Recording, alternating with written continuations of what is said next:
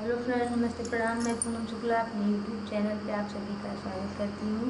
और आज हम लोग एक बहुत ही प्यारा सा कजरी गीत लेके आए हैं, तो कैसा लगे कमेंट में ज़रूर बताइएगा। और ज़्यादा से ज़्यादा प्यार दुलार आशीर्वाद हमारे चैनल पे आप लोग बढ़ाइए और चैनल को आगे बढ़ाइए। हेलो दोस्तों, नमस्ते, प्रणाम। मैं प्रेषण शुक्ला, मेरे चैनल पे आप सबका स्वागत है। हम लोग बहुत प्यारा सा एक कजरी गीत गाने जा रहे हैं। जैसा लगे कमेंट में जरूर बताना, फुल वॉच करके आप लोग देखना। राधे राधे।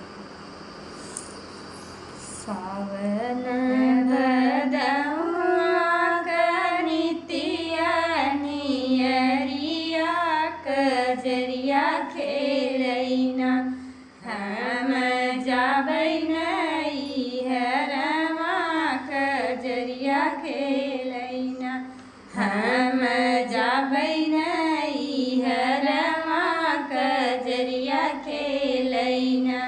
सावन भदौआ कनितिया नियरिया कजरिया खेलैना, हम जाबै नैहरवा कजरिया खेलैना।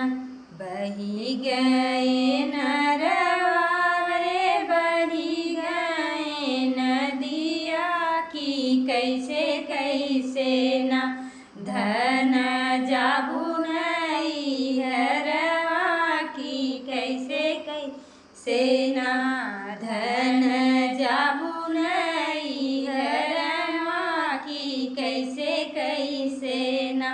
बढ़ी गए नरवा रे बढ़ी गए नदिया की कैसे कैसे ना, धन जाबू नैहरवा की कैसे कैसे ना। सिकिया ही चिरी चिरी नैया बनउबै उही पे चढ़ी ना, राजा जाबै नैहरवा ओही पे चढ़ी ना, राजा जाबै नैहरवा ओही पे चढ़ी ना, राजा जाबै नैहरवा ओही पे चढ़ी ना।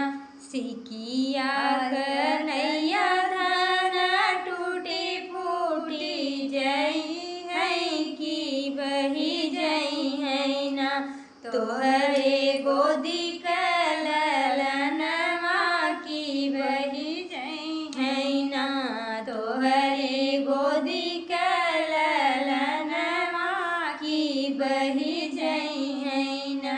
सिकिया कन्हैया धन टूटी फूटी जई है कि बही जई है ना, तोहरे गोदी कललनवा की बही जई है ना, तोहरे गोदी कललनवा की बही जई है ना।